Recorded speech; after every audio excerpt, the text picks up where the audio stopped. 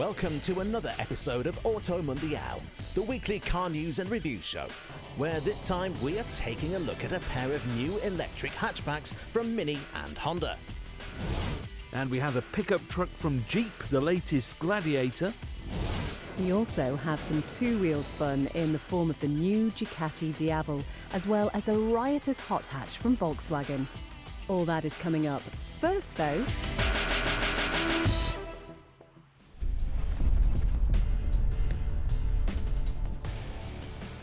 the 2020 Geneva Motor Show has been cancelled due to the continued spread of coronavirus. One of the biggest industry events of the year, not only for manufacturers but for enthusiasts as well.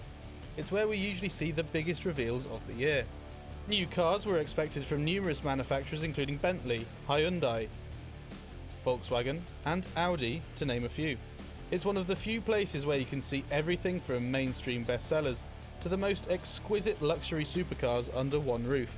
It provides a huge platform for smaller manufacturers and tuners to show off their latest creations. There are, though, plenty of exciting new cars to look forward to this year that we will still be featuring. We sincerely hope that no more motor shows are cancelled this year. There are plenty more scheduled and, all being well, we'll be there bringing you all the latest.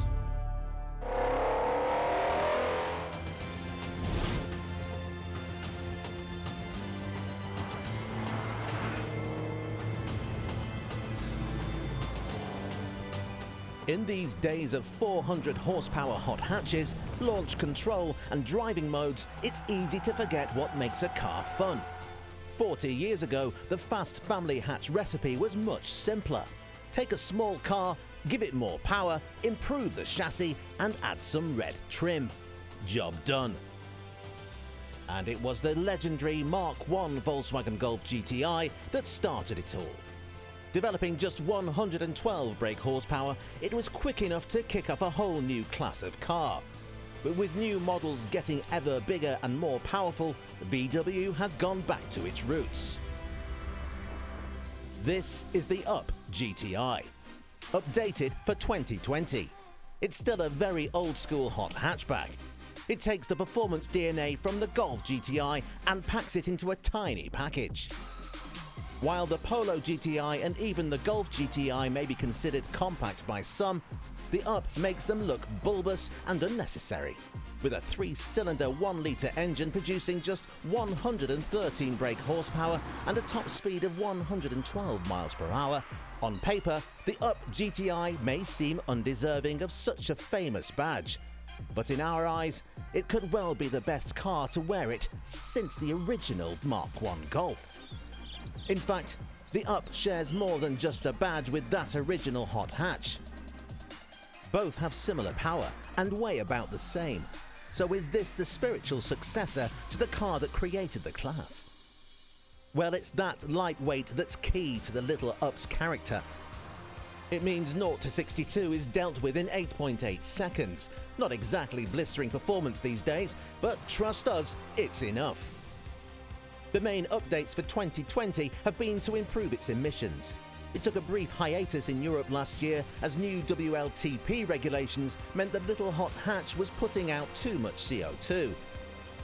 Now though, thanks to some engineering wizardry and a significant price increase, the GTI is the cleanest model in the Up lineup, despite having roughly double the power of any other version. Power and performance remain the same, which is no bad thing. The key to the Up's sense of fun is the relative lack of power means you can use all of the available performance more often than in a faster car. This means you can wring out the fizzy little engine all the way up to the red line without breaking the speed limit.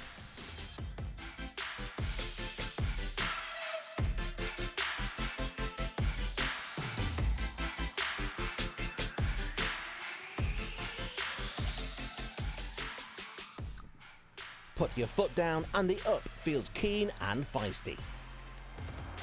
Weighing in at just under a ton, it pulls hard with plenty of torque, encouraging you to push on. But it isn't just the engine that brings the smiles.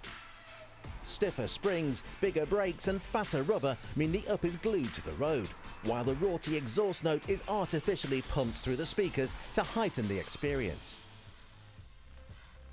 It doesn't have the junior hot hatch market all to itself, however. The Abarth 595 is a Fiat 500 turned up to 11. Available with various power outputs from 140 horsepower all the way up to 180, the Abarth is a real hooligan, but it's a lot more expensive than the VW. Then there's the Suzuki Swift Sport. Slightly bigger than the Up, it's also slightly more powerful. Unfortunately though, the latest model seems to have lost the magic of the old car, while once again it sits at a much higher price point than VW's hot hatch bargain. Inside, the GTI is distinguished from the standard car with a fancy red dashboard, a sporty steering wheel and that signature tartan upholstery. The rest of the cabin though is standard up. That's to say it's extremely well made, if slightly cheap feeling in places thanks to some scratchy plastics. And while it may look small on the outside, there's loads of space inside. While the boot may leave a little to be desired, headroom is good, and the 5-door version is more than capable of carrying 4 adults in comfort. It does without an infotainment screen, but it's designed to be used with a smartphone with a holder protruding out of the dashboard. What Volkswagen has done then is create a practical everyday city car that puts the fun back into driving. A Mark 1 GTI for the 21st century? Oh yes, it really is the people's supercar.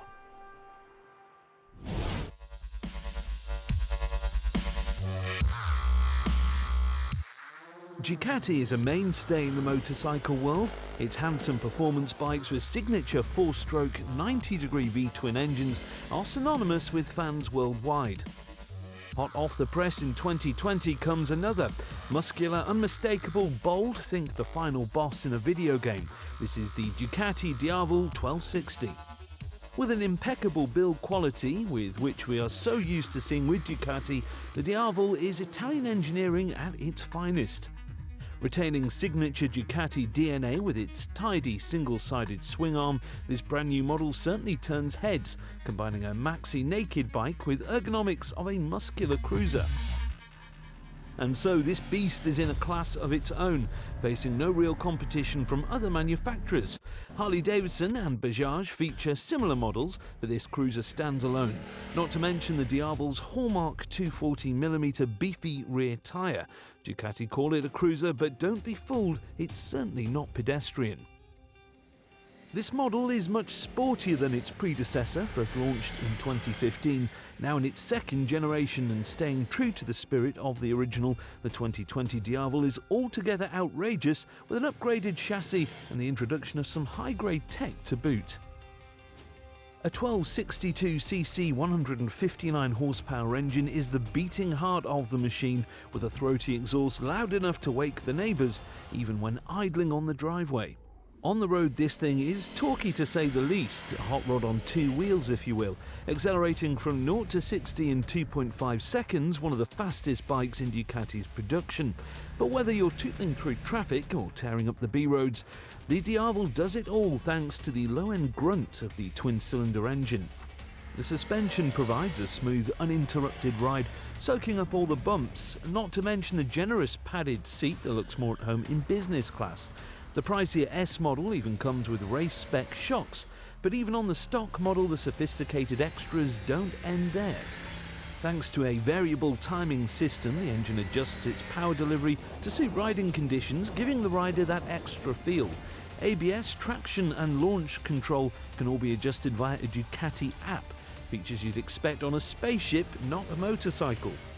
Yes, it may be a look that splits opinion, but once you twist the throttle you may think differently. Now for the price tag, although the Diavel is the best part of 20 grand, you certainly get a lot of bang for your buck.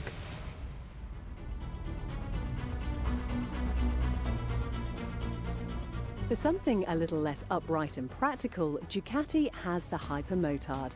Now 12 years old, the Hypermotard has matured from a raw, bonkers supermoto to this, the newest edition, the Hypermotard 950. Straight away, you can see the different design philosophy Ducati has adopted, with a flattened seat and bar position that is much further forward and wider than its predecessor. This new seat position feels a lot more supermoto.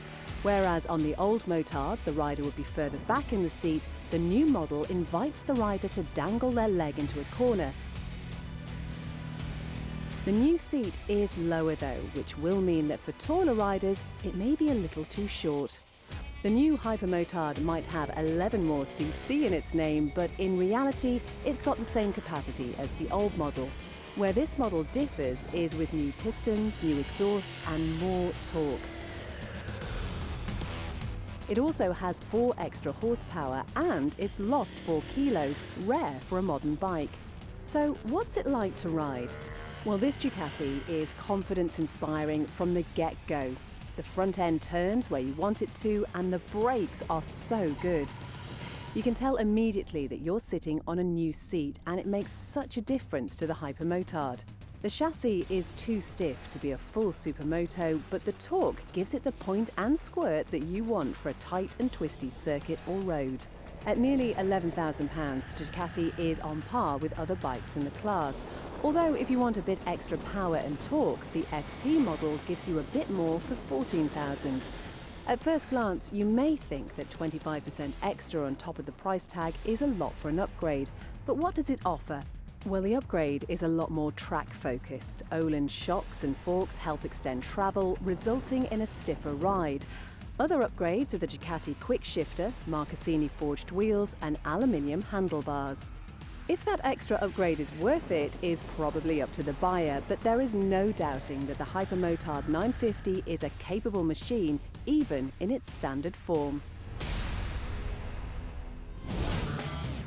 After the break, the latest electric fashion statements and a pickup truck from Jeep.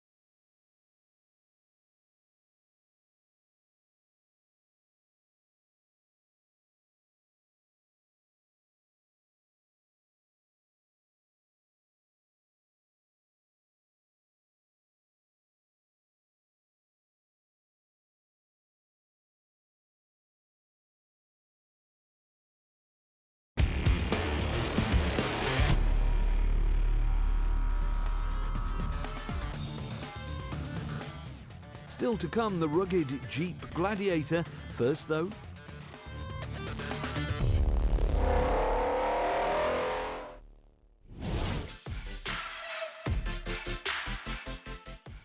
Until recently, electric car options were limited to expensive premium models or tiny little city cars that were neither cheap nor cheerful. Now though, with more and more demand for EVs, the market is diversifying, and buyers on a budget now have various cars to choose from. Cars like the Renault Zoe and the new electric Peugeot 208 prove that affordable EVs can be desirable. But for the fashion-conscious, there are two main contenders, the new Mini Electric and the Honda E. Starting with the Mini, this isn't actually the brand's first venture into electrification. In 2008, 500 electric Minis were built to be trialled by US customers, and the data was then harvested to influence BMW's i3 and i8 models. They had 204 brake horsepower, a 150-mile range, and it could do 0 to 62 miles per hour in 8.5 seconds.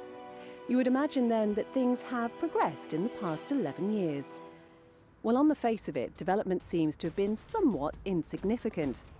The new Mini Electric is down on power versus the old one at 181 bhp. The range is slightly smaller too, at 145 miles. In fact, on paper, the only real improvement seems to be the 0 to 62 time, which has been slashed by just over a second. So what's new, and what progress has been made? Well, the biggest changes are the price and practicality. In the old test cars, the whole rear end was filled with big, bulky batteries.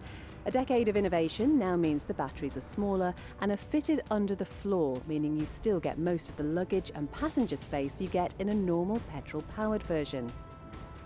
It's good value too. In fact, in most markets, the electric will be marginally cheaper than an equivalently spec'd Cooper S. And while it is still clearly a Mini, it gets some unique exterior and interior styling touches, with a lime green theme running throughout and some fancy four-spoke alloys. Behind the steering wheel sits a new digital instrument display showing range and speed. Otherwise, it's all pretty standard stuff, meaning you get terrific Mini build quality with tons of options and some pretty fancy materials.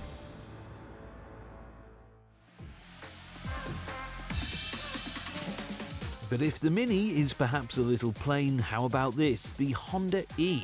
Honda claims it isn't a retro design, but it's impossible not to be reminded of an original Mark I Civic or old Honda City.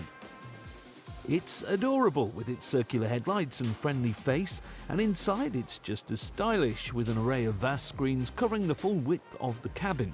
The two at the ends are screens for the door cameras in place of traditional mirrors. The other screens do all the usual infotainment things, but they can also be used for fun. Games consoles can be plugged in to play in traffic jams or on your lunch break, or there's even a relaxing digital aquarium to help you de-stress. Elsewhere in the cabin there's some wonderful eco-friendly upholstery and some very convincing fake wood. Sadly though, like the Mini, the range is simply not good enough in 2020. At just 137 miles, most buyers will be looking at this as a second car for commuting, rather than a long-distance motorway cruiser.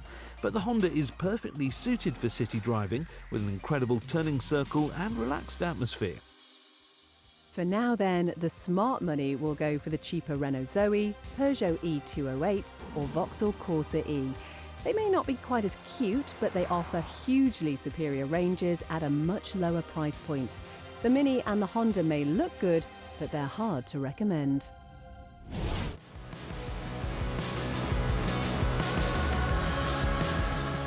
There are few motoring icons that still remain true to their original designs. The Mini isn't very mini, Volkswagen Beetle production has finally ended, and the new Land Rover Defender continues to divide opinion with its bold new look. Fortunately though, there is one automotive legend still sticking to its roots, the Jeep Wrangler.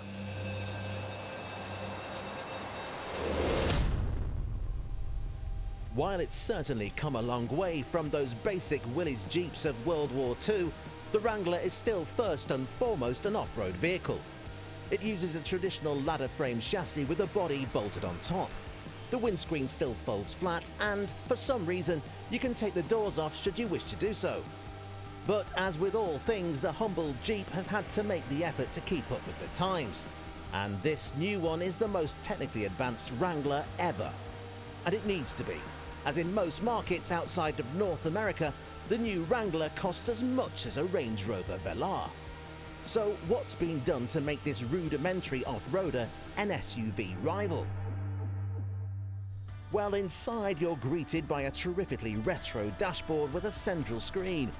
3 different sizes are available, with Android Auto and Apple CarPlay fitted to the 2 bigger ones. There are a few typical creature comforts like aircon and parking sensors, but otherwise it's business as usual. No massage seats or touch-sensitive climate control here. The Wrangler is available as either a 2-door or a 4-door, but even the longer wheelbase car has little in the way of practicality. The cabin is cramped and the boot is smaller than in most Super Minis. Now though, Jeep has decided to resurrect an old name with this, the Gladiator. Jeep's first pickup truck in almost 30 years, It takes everything that's great about the Wrangler and gives it an extra dose of all-American flair. The standard Wrangler could never be accused of being practical. But the slightly more utilitarian Gladiator has been designed to be a genuine mid-sized truck competitor and not just some retro fashion statement.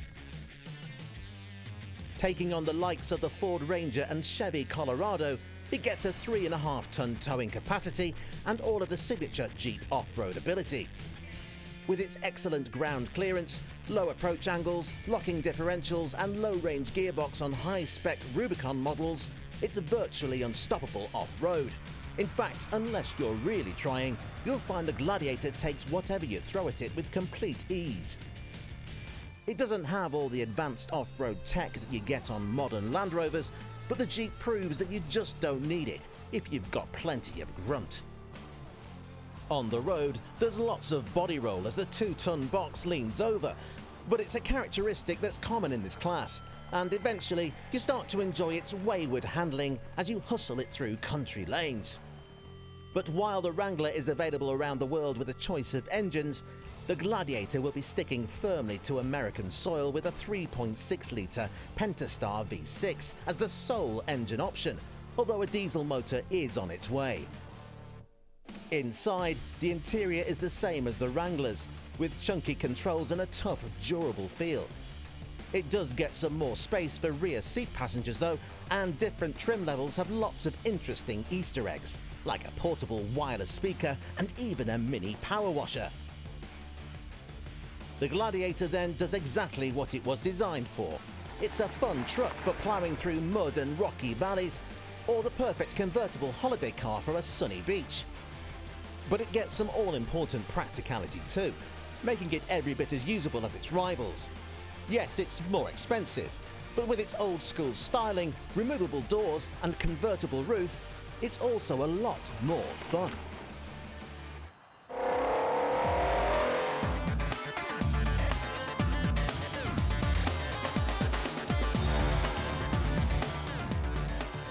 Join us again next week on AutoMundial as we take a look at a pair of chic French super minis and the Porsche Macan GTS.